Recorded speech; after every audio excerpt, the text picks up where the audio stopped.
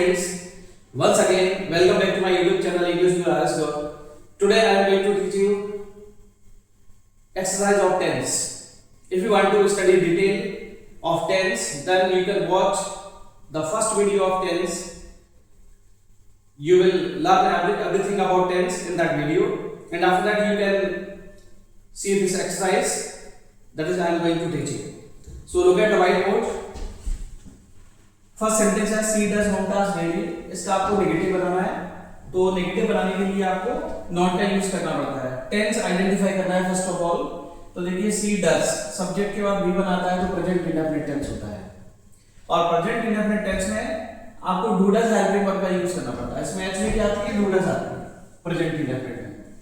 अब इसमें does already लिखा हुआ है, तो ये डज क्या मेन वर्ब है, क्योंकि अफर्मेटिव में डू डज का यूज नहीं होता, ओनली नेगेटिव इंटरगेटिव में डू डज का यूज करते हैं. तो subject plus V1 means present indefinite. अब इसमें एस या ईएस का यूज किया गया है, तो हम डज हेल्पिंग वर्ब इसमें से सिलेक्ट कर लेते हैं. अगर एस या ईएस नहीं होता है तो हम डू हेल्पिंग वर्ब का यूज करते हैं. तो ये हमने आइडेंटिफाई कर लिया कि डज का यूज करना है.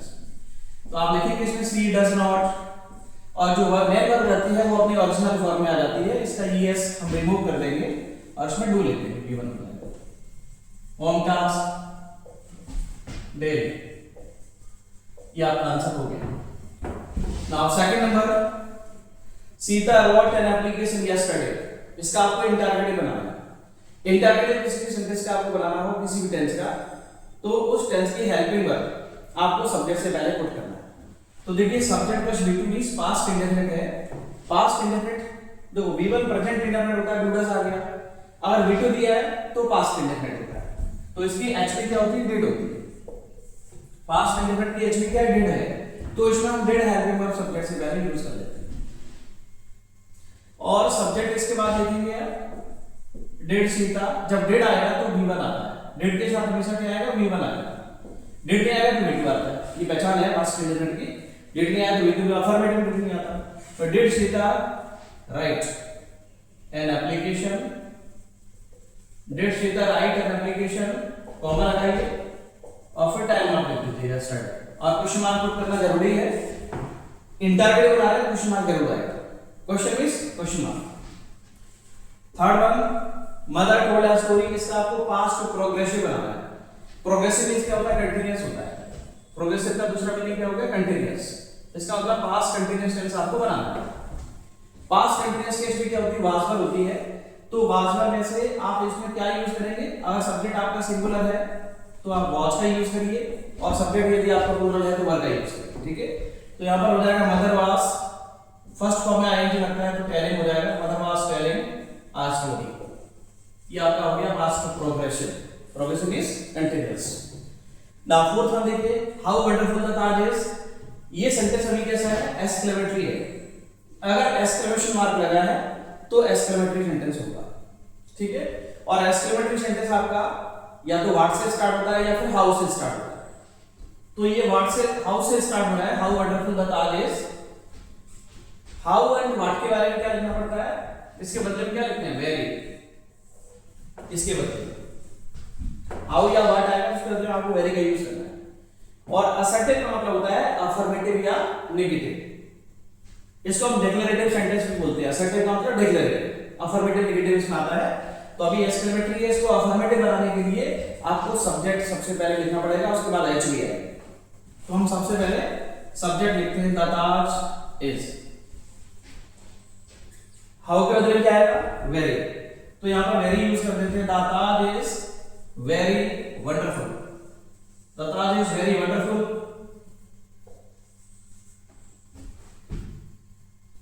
और फुल स्टॉप लगा दें, the Taj is very wonderful. ये आपका असर्टिव सेंटेंस बन गया. असर्टिव मींस अफर्मेटिव या नेगेटिव. अगर इसमें नॉट होता तो फिर आपको नॉट का यूज करना पड़ता. नॉट नहीं है तो अफर्मेटिव बना लिया. नाउ नेक्स्ट फिफ्थ वन देखिए, लेट हर गो अलोन. इसका आपको नेगेटिव बनाना है. लेट वाले सेंटेंस का नेगेटिव बनाने के लिए विदाउट हेल्पिंग वर्ब के नॉट आता है. तो इसमें ऑब्जेक्ट के बाद नॉट का यूज करना पड़ता है. लेट के बाद इसमें ऑब्जेक्ट लिखना है.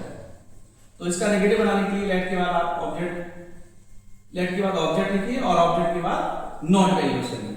Let her not go alone, ये आपका आंसर होगा. ऑब्जेक्ट के बाद हमने नॉट का यूज कर दिया। नाउ 6 बना है ही ऑलवेज स्पीक्स द ट्रुथ, वह हमेशा सच बोलता है। अब सेंटेंस में ऑलवेज लिखा है तो नेगेटिव बनाने के लिए आप नेवर का यूज करते हो, तो यहां पर नॉट नहीं लगाना, इसमें नेवर का यूज कर देना। तो आंसर हो जाएगा he never speaks, he never speaks the truth. Locate the somebody is there, अगर आपको नेगेटिव बनाना है तो somebody के प्लेस पर क्या लगाते हैं nobody, और ऑलवेज के प्लेस पर किसका यूज करते हैं नेवर का। तो यहाँ somebody लिखा है, इसकी जगह nobody का यूज करते हैं। आंसर हो जाएगा nobody is there। Now 8 number लिखा है Mohan went to school yesterday, इसको एम्फसाइज करना है, मींस पास्ट इंडेफिनिट है, और एम्फसाइज करने के लिए पास्ट इंडेफिनिट में आपको हेल्पिंग वर्ब का यूज करना पड़ेगा। जो टेंस होता है उसकी हेल्पिंग वर्ब लगानी पड़ती है। अगर प्रेजेंट इंडेफिनिट है तो डू डज लगाएंगे, पास्ट इंडेफिनिट है तो डिड लगाएंगे, तो इसमें आप डिड का यूज कर लेंगे। ये सब्जेक्ट में V2 है, मींस पास्ट इंडेफिनिट है, तो क्या हो जाएगा मोहन डिड, और जब डिड आएगा तो वर्ब का फर्स्ट फॉर्म हो जाता है, वेंट का गो हो जाएगा, Mohan did go to school yesterday, Mohan did go to school yesterday.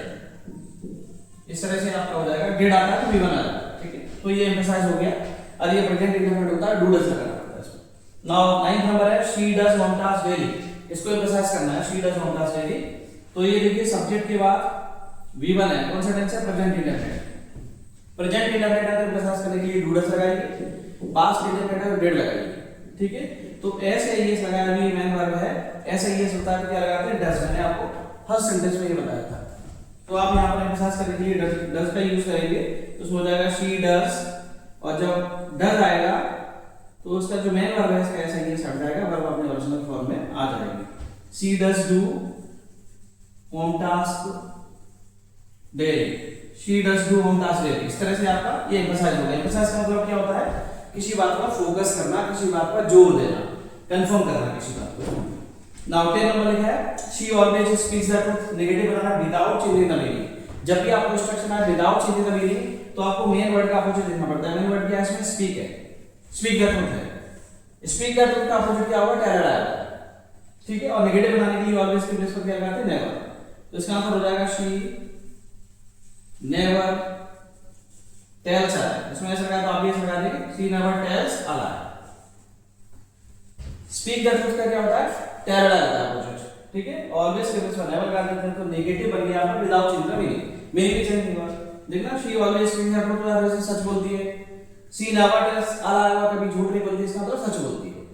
तो इस प्रकार से आपकी एक्सरसाइज नंबर 1 ये फिनिश हो गई है। अब हम एक्सरसाइज नंबर 2 करेंगे। Now we will solve the second exercise. So locate the white board. First sentence देखिए he was a regular student, negative बनाना है विदाउट चेंज द मीनिंग, ठीक है। Without change the meaning negative बनाना है, तो इसमें आपको मेन वर्ड का अपोजिट लिखना पड़ेगा। रेगुलर का अपोजिट होता है रेगुलर, ठीक है। रेगुलर से पहले ई आ रहा है, वॉवेल है, तो आपको एन आर्टिकल लगाना पड़ेगा, आर्टिकल भी चेंज करना पड़ेगा। नेगेटिव बनाने के लिए नॉट तो लगाना ही है। He was not an irregular, he was not an irregular student, ये आपका आंसर हो गया। अब सेकंड देखिए आप, we shall study physics, emphasize करना है। फ्यूचर टेंस को एम्फसाइज करने के लिए will के प्लेस पर shall एंड shall के प्लेस पर will का यूज करते हैं। यहाँ पर shall लिखा है तो हम भी लगा देते हैं, तो इसमें हो जाएगा we will study physics, we will study physics। Now third number लिखा है प्लीज सिट हियर, एम्फसाइज करना है।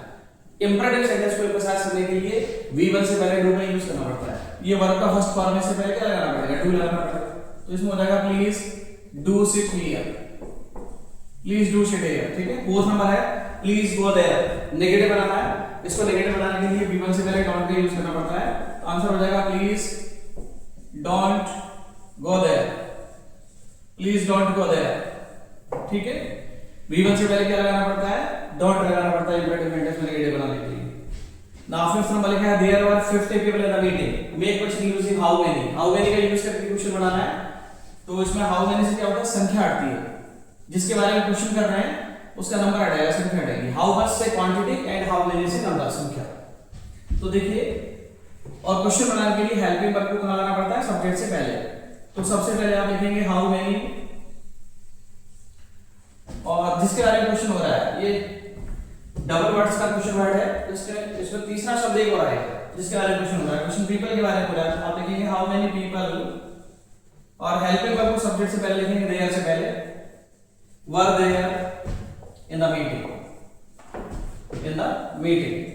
ये आपका क्वेश्चन बन गया, ठीक है। देखो सब्जेक्ट आपका दिया था, इससे पहले हमने हेल्पिंग वर्ब लगा दिया, क्वेश्चन बन गया। सब्जेक्ट के बाद हेल्पिंग वर्ब रहेगा तो क्वेश्चन नहीं बनेगा, रॉन्ग हो जाएगा। नेक्स्ट है farmer was ploughing his field, मैं क्वेश्चन यूजिंग व्हाट, व्हाट का यूज करके क्वेश्चन बनाना है। किसान खेत जोत रहा था, तो आप क्वेश्चन बनाएंगे इसमें किसान क्या कर रहा था, तो करने का मतलब डूइंग हो जाएगा, ठीक है ना। तो प्लॉइंग हिज फील्ड है, इसको आप हटा देंगे, यही तो कर रहा था, खेत जोत रहा था, इसको हटा देंगे। तो क्वेश्चन बनाएंगे व्हाट से, आंसर हो जाएगा what was farmer, what was farmer doing, what was farmer doing, ठीक है, ऐसा हो जाएगा। फार्मर क्या कर रहा था, आंसर क्या होगा, farmer was ploughing his field, farmer अपने खेत को जोत रहा था। तो हमने क्वेश्चन बना लिया इसका। Now 7 number since you are blaming others, तो कंटीन्यूअस टेंस को एम्फसाइज करने के लिए इज आर के बाद टू का यूज करना पड़ता है, तो हो जाएगा you are to blame others. To के बाद ऑलवेज वर्ब का फर्स्ट फॉर्म आता है, इसलिए आईएनजी इसका हम रिमूव कर देंगे, ठीक है। ये एम्फसाइज हो गया। पास्ट कंटीन्यूअस होगा तो आज वर्ब के बाद टू लगा दो। 8 नंबर लिखा है they will come here today, emphasize करना है। फ्यूचर टेंस को एम्फसाइज करने के लिए शैल के प्लेस पर विल एंड विल के प्लेस पर शैल का यूज करते हैं।